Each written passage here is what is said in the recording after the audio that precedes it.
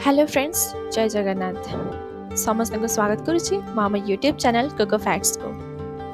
आज भिडियोटी मु नहीं आसी आपंक मई दिवस उपरे एक छोट भिडियोटी जो थे मु वर्णना करने जाऊँगी मई दिवस पछरे थिबा इतिहास को। आशा करुच्ची भिडियोटी आपन को भल लगिबो। फ्रेंड्स, जदि आप नुआ कर आम चैनल टी विजिट कर तले दिया बेल आइकन को प्रेस करके आम चैनल टी सब्सक्राइब करनी आ जदि वीडियो भल लगे ताले लाइक करंतु, शेयर करंतु। ताले चलंतु आरंभ करिबा आज वीडियो। मई दिवस। मई दिवस अर्थात 1 मई। मई पहिला हेउची विश्व श्रमिक दिवस बा मई दिवस।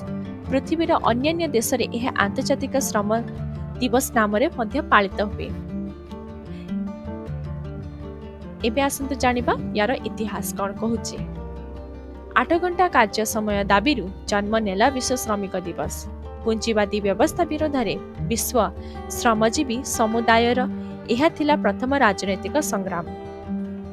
1884 मसीहा ठारू एही दाबी नहीं धारावाहिक आंदोलन अमेरिका रे चलिला।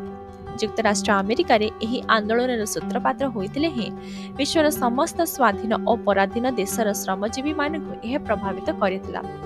युक्तराष्ट्र अमेरिकार बाल्टिमोर सहर में 1866 मसीहा अगस्ट 20 तारिख में 60टी यूनियन प्रतिनिधि माने एकत्रित होई 8 घंटा श्रम दिवस आईन प्रणयन प्रस्ताव ग्रहण करथिले।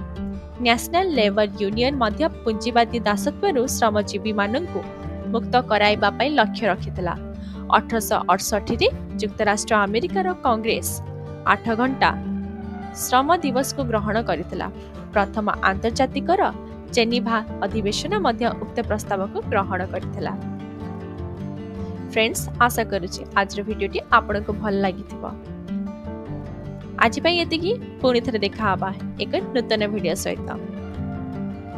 धन्यवाद।